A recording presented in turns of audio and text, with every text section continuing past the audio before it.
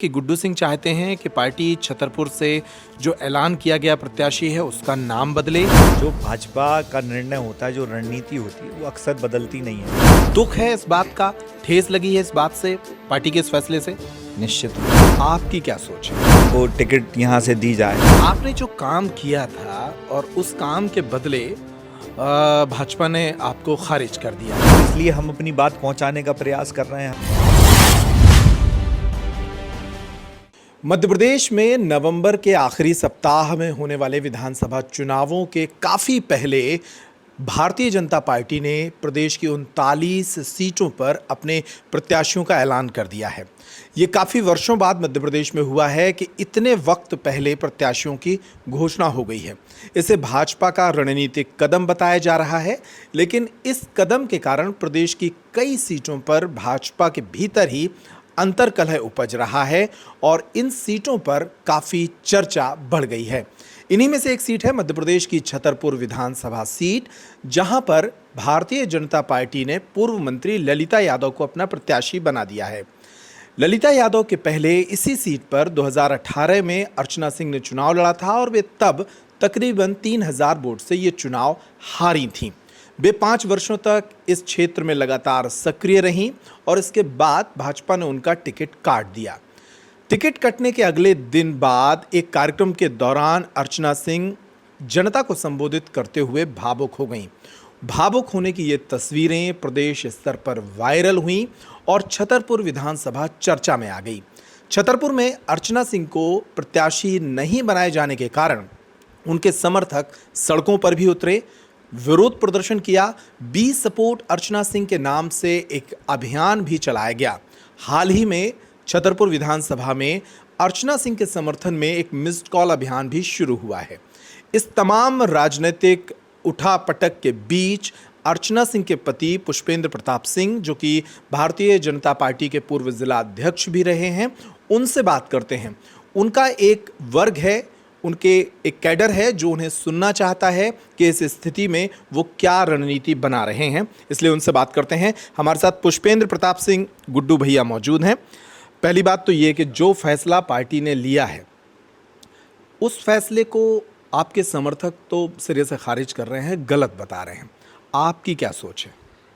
ऐसा कुछ नहीं है। हम लोग उस निर्णय के खिलाफ कोई विरोध प्रदर्शन नहीं हुआ, न प्रत्याशी के खिलाफ कोई विरोध प्रदर्शन हुआ है। मान मर्यादा की सीमा के अंतर्गत हम सब अपनी मांग करने के लिए लोकतंत्र में अपनी मांग कर सकते हैं और उन सब ने यही कहा है कि हम अर्चना सिंह का सपोर्ट कर रहे हैं जब तक हम को ये अवसर है कि हम अपनी बात हम अपने नेतृत्व तक पहुंचा पाएँ और शालीनता के साथ और मर्यादित आचरण में।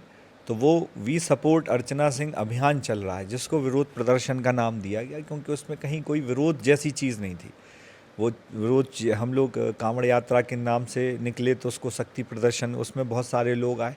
जो हम लोगों ने इतने यहाँ पे आके जब हम लोग पढ़ लिख के वापस लौटे, बुंदेलखंड की जो स्थिति थी हम देखते थे, यहाँ के बारे में बाहर सुनते थे, उस व्यवस्था को हमने एक नई व्यवस्था यहाँ पे प्रारंभ की, जिसमें लोगों का सम्मान, स्वाभिमान, हमारा कार्यकर्ता हो उसका सम्मान समाज में कैसे बढ़े, उसको समाज में कैसे उसके चरित्र को मजबूती मिले, ये सब प्रयास हम लोगों ने विभिन्न अभियानों के माध्यम से किए। यहाँ शासक और सेवक की एक रणनीति थी। अंग्रेज चले गए थे, राजे महाराजे चले गए, लेकिन यहाँ पे जो जनप्रतिनिधि और जनता के बीच एक गैप देखने को मिलता था कि जो लोग जिनका कोई काम होता था तो एक पेड़ के नीचे 4 कुर्सी, हर दल के नेता के यहाँ ऐसी व्यवस्था थी। हमने एक कार्यालय खोला, लोगों की मदद हम कैसे कर सकते हैं उसका हम काम अपने कार्यालय में लेते थे, फिर करा के उसको देते थे। ठीक है, मैंने मान लिया। आपने जो काम किया था और उस काम के बदले भाजपा ने आपको खारिज कर दिया। दुख है इस बात का, ठेस लगी है इस बात से, पार्टी के इस फैसले से। भारतीय जनता पार्टी अपनी एक रणनीति से काम करती है। उसकी एक रणनीति है, जातीय समीकरण साधने की रणनीति होती है। जब कोई राजनीतिक दल काम करता है, इसको खारिज करना हम इसलिए नहीं कह सकते, इसलिए हम अपनी बात पहुंचाने का प्रयास कर रहे हैं। हम एक वैचारिक लड़ाई लड़ रहे थे, उस वैचारिक लड़ाई में आप देखिए कि जब जब भारतीय जनता पार्टी ने हमको जहाँ जहाँ पे भी जो भी काम दिया, हमने उसको बेहतर तरीके से करने का काम किया। जब पहली बार नगर पालिका का हम चुनाव लड़े तो 1000 वोट से जीते, दूसरी बार लड़े तो 17,000 से जीते, तीसरी बार जब हम विधानसभा का चुनाव लड़े तो 3000 वोट से हार गए। जब 2008 में भारतीय जनता पार्टी छतरपुर में चुनाव लड़ी तो 30% वोट पाई थी, 2013 में 33% वोट पाई और हमने 9% वोट बढ़ाया, 42% वोट तक ले गए। हमेशा त्रिकोणीय संघर्ष होता था छतरपुर विधानसभा में, तब भाजपा जीतती थी या आगे रहती थी। हम लगभग 14 राउंड आगे चले और एक धार्मिक क्षेत्र विशेष से हम वहाँ, चूँकि उन्होंने भाजपा के खिलाफ और एक बड़ी बातें फैलाई, वहाँ हम पीछे हो गए और वहाँ काफ़ी पीछे हो गए और वो हम कवर नहीं कर पाए। तो ये हम ये भी नहीं कह सकते हैं कि हम और जो कांग्रेस के प्रत्याशी लड़ रहे थे उनके साथ एक सहानुभूति भी थी। पिछला चुनाव वो कम अंतर से हारे थे। और दूसरी चीज़ कि लोगों को लगता था कि वो अपने पैसे से विकास कर देंगे और ये बहुत सारी चीज़ें थी, बहुत सारे फैक्टर थे, हम रह गए पीछे। और टिकट कटना नहीं कटना, इससे कोई संतोष और असंतोष की बात नहीं होती है। आप कह रहे हैं कि ये जो अभियान चल रहा है ये पार्टी के फैसले के विरोध का अभियान नहीं है, ये सपोर्ट का अभियान है। इस अभियान के दो ही मायने निकाले जा सकते हैं। एक तो ये कि गुड्डू सिंह चाहते हैं कि पार्टी छतरपुर से जो ऐलान किया गया प्रत्याशी है उसका नाम बदले या फिर आपको किसी और विधानसभा में सेट करे। नहीं, ये जो भाजपा का निर्णय होता है, जो रणनीति होती है, वो अक्सर बदलती नहीं है, हम सब जानते हैं। हम तो सिर्फ ये हमारा प्रयास है कि जो हम वैचारिक लड़ाई लड़ रहे थे, अर्चना सिंह 5 वर्ष उनने काम किया, हम लोगों ने काम किया, सुख दुख में शामिल होना लोगों के। कांग्रेस की जब सरकार थी तो उस कांग्रेस की सरकार के समय में अपने कार्यकर्ताओं के साथ खड़े होना, उनके साथ संघर्ष से काम करना। और जो हम आपसे, जब हम लोग कहीं बाहर पढ़ के आते हैं फिर हम सोचते हैं कि हम अपने क्षेत्र को बदलेंगे। निश्चित रूप से हमने आप सोचो कि छतरपुर में हर जाति व्यवस्था यहाँ हावी थी और आप अभी भी जो राजनीतिक दल जो निर्णय लेते हैं जाति व्यवस्था के आधार पर लेते हैं। लेकिन आप देखो कि चाहे संत रविदास जी का चौराहा बनाने की बात हो, ये तो हमने 5-7 साल पहले बना दिया था छतरपुर में। संत वाल्मीकि जी का चौराहा बना दिया, कबीर आश्रम हमने छतरपुर में बनाया। मैं आपसे मूल विषय जो आपने काम काज किया, गवई समाज का ये यहाँ की जो परिणाम है, जो हमारी लड़ाई है, भाई हम उस लड़ाई की दिशा जो है वो सही दिशा में रहे और उसका मैसेज भी सही। लड़ाई का प्रतिफल यही चाहते हैं ना कि गुड्डू सिंह को कहीं और सेट किया जाए। नहीं, ऐसा कोई हम लोग का नहीं है कि हमको कहीं और सेट किया जाए या हमको टिकट यहाँ से दी जाए। हमारा अभियान ये है कि जो वैचारिक लड़ाई हमने चालू करी थी, इतने लोग उस वैचारिक लड़ाई में हमारे साथ हैं। हमने गहोई समाज का चौराहा बनाया, अग्रसेन समाज का चौराहा बनाया, जैन समाज का प्रतीक चिन्ह बनाया, जैन समाज का इतना विवादित, वर्षों से विवादित। आप कह रहे हैं कि ये लड़ाई आपको सेट करने की नहीं है, छतरपुर से टिकट बदलवाने की भी नहीं है।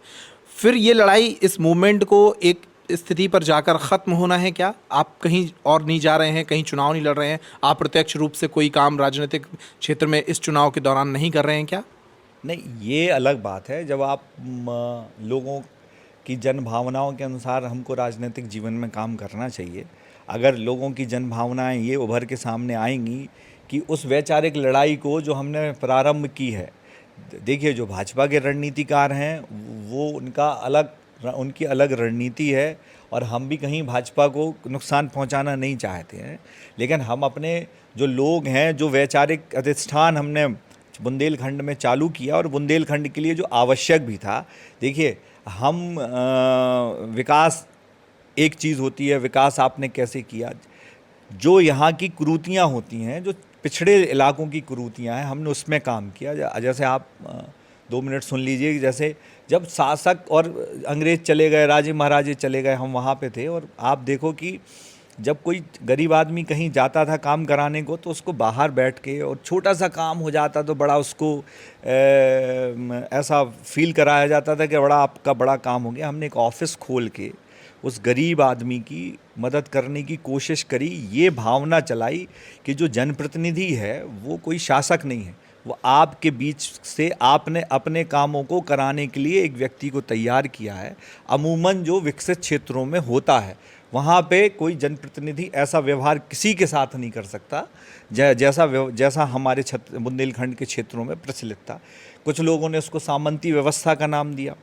भाई सामंती व्यवस्था सिर्फ एक जाति से यहाँ संबंधित नहीं थी। सामंती व्यवस्था थी जो अपने को श्रेष्ठ मान के और अपना कर्तव्य और जो धर्म जीवन में उसके है उसके अंतर्गत अगर वो कोई काम कर रहा है तो उसको भी उपकार बता के दूसरे के ऊपर अपनी एहसानदारी अपना शासन करना। तो हमने इस व्यवस्था को तोड़ के छतरपुर में समानता का अधिकार हमारे बुंदेलखंड में लोगों के प्रति आए। आप सोचिए कि मान लीजिए आप जैसे आप कह रहे हैं, मान लीजिए कि ललिता जी हैं वो यादव समाज से हैं, तो क्या आप पूरा क्षेत्र में सर्वे कर सकते हैं? पिछले चुनाव में यादवों का हर गांव हमने जीता, एक लछनपुरा छोड़ के हर गांव हमने जीता। नंदगांव कला हमने जीता, आपका धमौरा में हम पहले से ज़्यादा वोट पाए, बरकुआं हमने जीता, रायपुरा हमने जीता, टपरियन हमने जीता। जो गांव यहाँ पे 8-10 गांव जो यादव बाहुल्य गांव है वो बाहुल्य गांव हमने जीते। जो ब्राह्मण बाहुल्य गांव हैं सलैया हमने जीता, निवारी हमने जीता, कीरतपुरा हमने जीता, बंधी में हम ज़्यादा पहले से ज़्यादा वोट पाए। तो आप सोचो कि अगर जाति ग्रामीण इलाकों में चूँकि लोग सीधे सज्जन और चूँकि शहरों में आजकल व्हाट्सएप और उसके माध्यम से कट्टरता फैलाई जाती है, लेकिन जो वहाँ के लोगों ने उसको स्वीकार किया कि हम लोगों की जो कार्य पद्धति है 15 से 20 हज़ार बच्चियों की शादियों में मदद करना, ये कोई उनके ऊपर उपकार नहीं है। कहीं कोई हमसे ज़िले के बाहर से भी लोग आए तो हम लोगों ने उनकी भी मदद करी। कहीं यहाँ से कोई ट्रुप निकल रहा है बुंदेलखंड से, हमने उनकी भी मदद करी। बाहर से यहाँ पे लोग काम करने आए तो हमने उनका भी प्रयास किया। और हमारे क्षेत्र में जो चीज़ें हैं वो बनी रहें, उनकी निरंतरता बनी रहे। मैं वही जानना चाह रहा हूँ, ये चीज़ें बनी कैसे रहेंगी? एक नंबर चल रहा है सोशल मीडिया पर, उस पर कहा जा रहा है कि अर्चना सिंह को समर्थन करते हैं तो इस नंबर पर मिस्ड कॉल मारिए। वो अभियान क्या है, उसका प्रतिफल? ये मिस्ड कॉल के डेटा का करेंगे क्या आप? क्या रणनीति है उसकी? सिंपल सवाल यही है। सिंपल सवाल का आंसर ये है कि हम जो हमारा वैचारिक चीज़ है जिससे हम लोगों को लगातार रूबरू करा रहे हैं, बता रहे हैं कि सामाजिक रूप से, आध्यात्मिक रूप से, राजनीतिक रूप से जो हमने एक वैचारिक लड़ाई छतरपुर में चालू करी है, जो लोग उससे जुड़े हैं वो इस मिस कॉल नंबर में देंगे, उनका भी विश्वास बना रहेगा कि हम ये लड़ाई हार नहीं रहे हैं। एक टिकट कटने से या टिकट दाएं बाएं होने से कोई फ़र्क नहीं पड़ता। और अगर वो समूह बहुत बड़ा है तो फिर उसके अनुसार हम लोग जो वो तय करते हैं वो निर्णय करेंगे कि भाई हमको चुनाव लड़ना चाहिए, चुनाव नहीं लड़ना चाहिए, हमको घर में बैठना चाहिए।